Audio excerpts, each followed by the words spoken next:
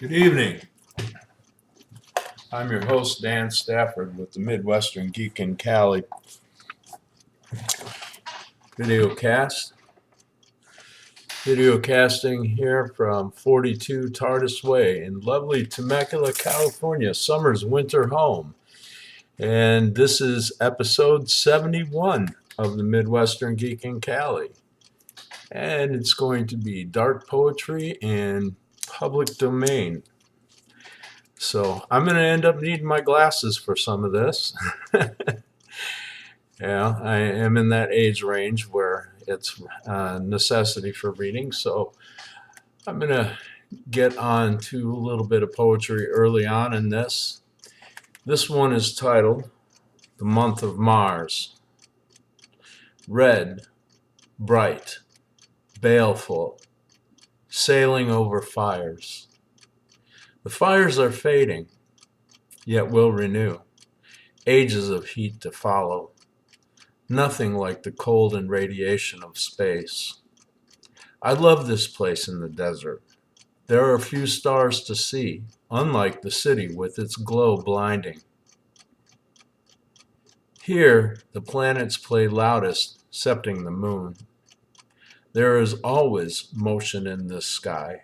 Aircraft and their unknown companions, satellites and Foo Fighters, meteors that burn across the sky. Mars is a cold, red, glowing, bright, hard and harsh yet brilliant, nothing like the evil, soft red glow in the distance. No brush fire in the sky. Impressive, this month of Mars, a bright stone above us all.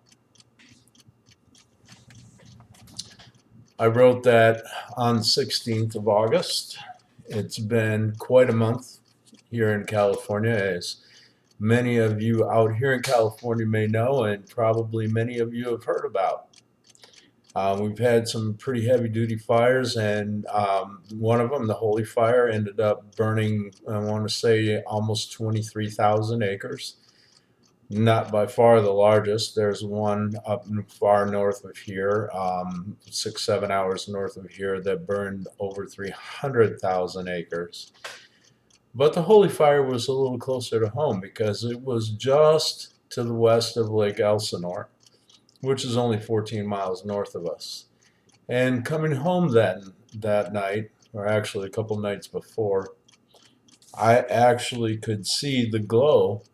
It was a soft, very devilish red glowing above the tops of the mountains. Yeah, and that's just as I'm pulling into Temecula here. Beautiful little town in the desert. I love the place. And I'm not really afraid here because the fires are brush fires. So they're really more impactful to people that are out on the outskirts or out in the countryside, outskirts of town, are more likely to face danger from these fires. But you've got to bring attention. There needs to be something done to get on top of these fires, and I don't know what it might be, but there's got to be some way that we can get on top of these fires, and maybe get the brush down somehow, find a way to get more water out in the countryside, definitely build more water infrastructure here in the state, for as far as water storage. It's just out of this world how many of these fires, and worse, the Holy Fire and about 4 other small fires in this part of California, down here in Southern California, are suspected to be arson. There's one person who is suspected of setting about 4 brush fires, smaller ones, and another person who is suspected of setting the Holy Fire, starting that fire. And from what I've read, of interviews of the suspect in the case of the Holy Fire, which is by far the largest of the fires that are suspected to be arson. It sounds like a serious case of mental illness of some sort. The interviews I've read from the guy seem to be a little bit on the unhinged side. So, I don't know. It's been on my mind a little bit. It's showing up in my writing. It's showing up over the mountains as I come home at night. I have friends that are up in the area that was evacuated due to this. And I'm still thinking about it, obviously, after the last show. This past week has been pretty good. I earned another certification. I earned the Test Out Client Pro yesterday. I've been studying hard for that. I'm working on my next 2 Microsoft certifications.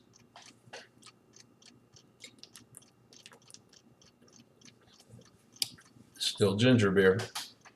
Anyway, the next 2 Microsoft certifications, and Saturday, my school did a day of community service. And so 3 of us instructors and 4 students went and taught computer and web safety and basics at a senior center, retirement center in Escondido. And that went really, really well. They're looking forward to having us all back. I taught the basics of using Google, YouTube, and Wikipedia. One of the other instructors taught on using Yelp, Fandango, and Internet Movie Database, IMDb. And all of us talked about safety features. I introduced them to the concept of HTTPS versus just plain HTTP. Obviously HTTPS encrypts your transmission between your PC and the website you're viewing. So that's a big safety feature. And I've mentioned Google's push to make all websites do HTTPS. I tend to overall agree with it. I think it should really be impressed on the larger sites first, and more importantly on the hosting companies. I think hosting companies need to be better at including SSL and SSL certificates in their websites. It's just my 2 cents, especially if they're going to sell to hosting to mom and pops.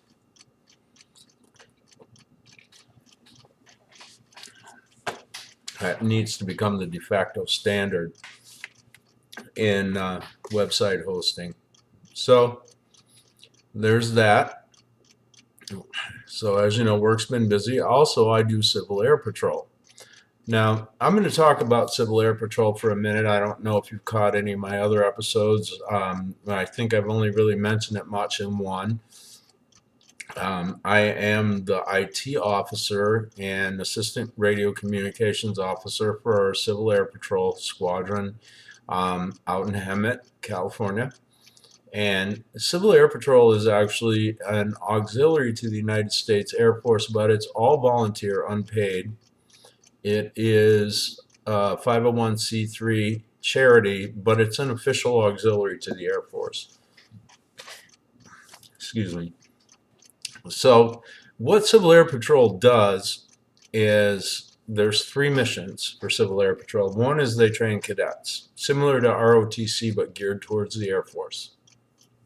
The second mission is aerospace education to both cadets, senior members, and the general public at large. They'll do presentations on basic aeronautical science and displays and graphics and that type of thing at schools and other public venues. The third mission, and the one that I think really gives back the most to the community, is what they call emergency services. In emergency services, first off, if a plane goes off radar, gets lost off the flight path, 95% of all general aviation search and rescue is done by Civil Air Patrol. Civil Air Patrol will send out aircraft and ground crews to try to find an emergency locator beacon or a downed aircraft, and in some cases missing personnel such as hikers and such out in the wild. They also will do photo surveys, aerial photo surveys of areas after disasters, such as the hurricane that hit Houston last year, Harvey. There were, I think, 30 Civil Air Patrol squadrons involved in doing aerial survey. And what those aerial surveys are used for after disaster is to help FEMA determine who really needs disaster relief. Like, say your home was there in pictures before the survey and it was wiped out in pictures after the survey or half flattened. It makes it pretty clear that you really did get impacted by the disaster and that you need disaster relief funds to help rebuild. So that's a big thing that Civil Air Patrol does. They own the largest fleet of private aircraft in the world that, like small civil aviation, like Cessnas and Pipers and that kind of thing. So Civil Air Patrol is an all-volunteer organization, as I mentioned before, and they really do a lot with very little, and they're not very widely known to the general public, which I think is kind of unfortunate. I think they deserve a little bit more recognition. So right now, what we're trying to do is we're trying to field a team for Cyber Patriot, which is a national level cybersecurity competition for cadets, for youth. And my role in that would be as a mentor. There's another senior member who's going to coach the team. And we have another friend of the squadron, so to speak, that's also planning on doing mentoring. So my IT skills are going to be useful for that, hopefully. And then also I've been working on getting a bunch of the computers they have there back up and running. A lot of them were just kind of deader than a doornail. Needed this little tweak or that little bit of work. I also cobbled together a couple of PCs out of old parts of computers that I had lying around from customers, just doing, recovering information off the hard drives, and the rest of the machine wasn't really worth anything, but I could take 2 or 3 of them and actually put together a functional machine. So I did one of those and got that out there, and another older laptop. So in other words, getting them more online, because a lot of the training that the cadets need to do, and even the senior members need to do for emergency services, is online, computer-based training. So having all the computers up and running is helpful. One of the machines has been eating power supplies, and basically it's because the power supplies are a little too underpowered for the machine. We had to add a specialized video card into the machine because the onboard video card that's part of the motherboard was not compatible with Windows 10, and I think it pushed it over the wattage rating of the power supply. So I got with a friend of mine, Ravi Nambiar, who does computer repair as well out here he's out of Hemet, and very good with hardware. And he had a 350 watt power supply, which isn't a really big power supply, but I'm pretty sure those machines were able to run for a week or two on 250 watts. 350 is probably enough to get them over the hump and keep it running for a while, because it's not that heavy duty of a video card that got put in there. So we're working on that.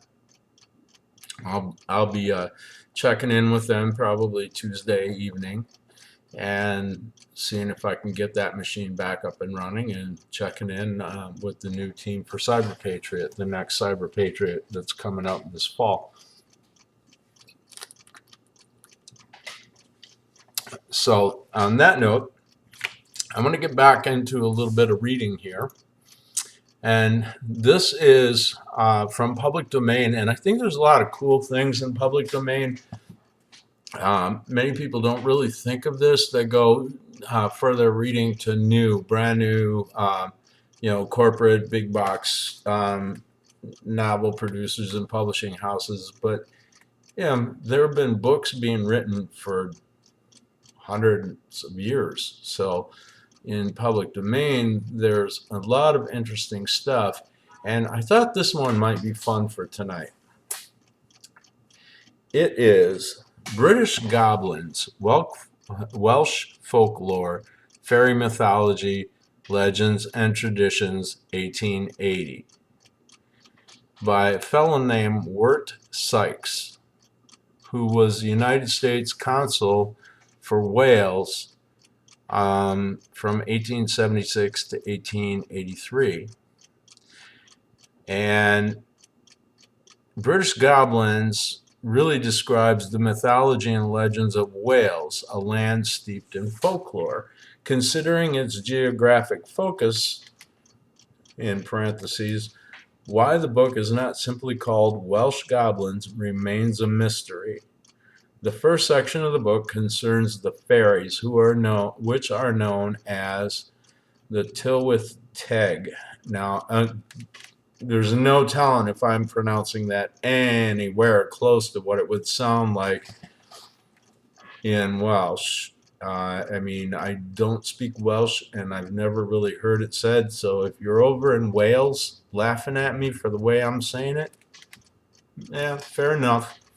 I'm an American trying to read Welsh names, and I'm going to have real fun with that because I haven't heard any of them pronounced. So I'm just going with letters on a page. Enjoy. Tylwyth Teg in Welsh means the fair folk or family.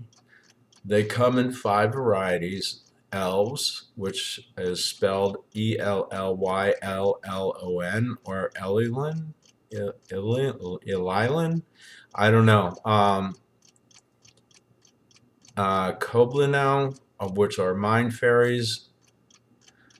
I'm not even trying this one. The household fairies. It's BWBACHOD. And then there's another one called GWRAGEDDANNWN, Gragadonwan, underwater fairies, and the Gwyllion, GWYLLION, mountain fairies. So elves, mind fairies, household fairies, underwater fairies, and mountain fairies. The elves are pygmy elves who haunt the groves and valleys. They dine on poisonous toadstools and fairy butter, which they extract from deep crevices in limestone rocks. Their hands are clad in the bells of the foxglove, the leaves of which are a powerful sedative.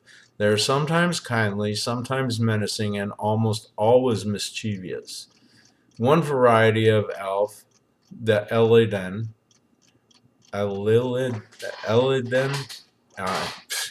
that's a tongue twister for an American English speaker, will wait in boggy wetland and flash their fiery lures to lead travelers off the safe path, sometimes to their death.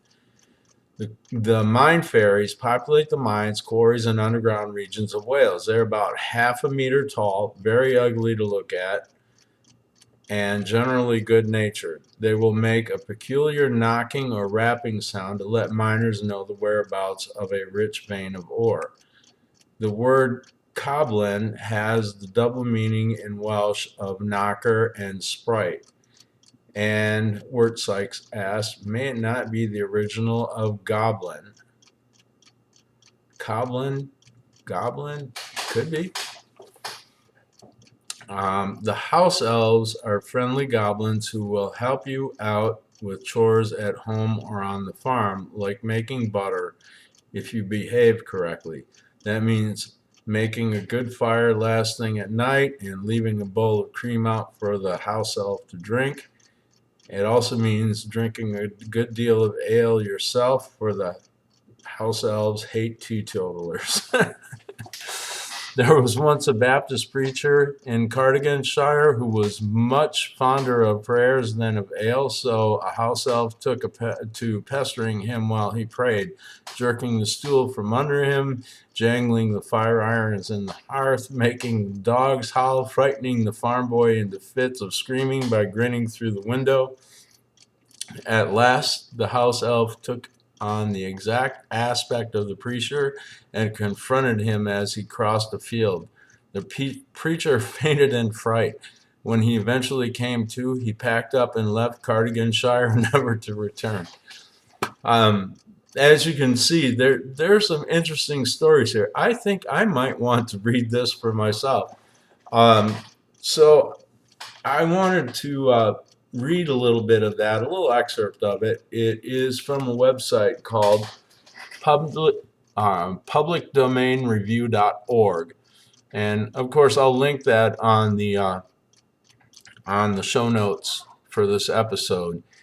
But don't be afraid to dive into public domains, because there's some really cool stuff there, and a lot of interesting old how-to is in public domain as well. And if you happen to have the Barnes & Noble Nook app, and probably the Kindle as well, I'm not sure because I've never used Kindle, but Barnes & Noble Nook app, you can get hundreds of public domain books on there for free. The scan of these books is probably not always the greatest, but it's readable and there's a lot of interesting stuff there. So it's something to think about, and maybe worth taking a dive into every once in a while. So glad to bring that up.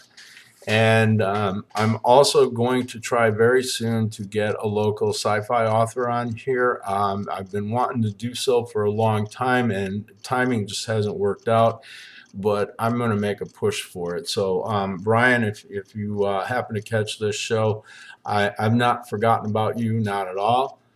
It's just been a matter of things being hectic and crazy, and me not having time to basically breathe. As you can see, I'm recording the show on a Sunday night rather than Friday, when I really like to and prefer to.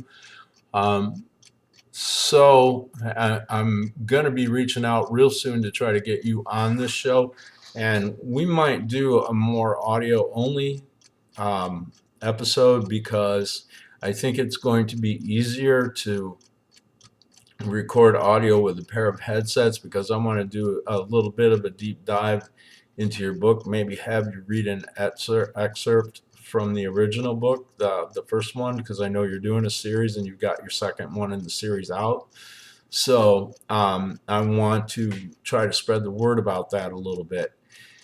And on that note, let's see, I'm trying to think if there's anything else, and I don't think there's anything else I want to get into tonight. I'm kind of running out of steam, and I've got to get my butt up and go to work early tomorrow. So I want to thank everyone for listening, and wish you a good week. And as always, happy Vulcan fingers to you from the Agent of 42. And may there never be a rogue wave in your coffee mug, and most especially not in your ginger beer. And on that note, you can find us, as always, at www.midwesterngeekandcali.com, at Midwest Geek Cali on Twitter, and Facebook discussion group Midwestern Geek and Cali. And thank you again for listening. Have a wonderful week, and we'll talk to you next week.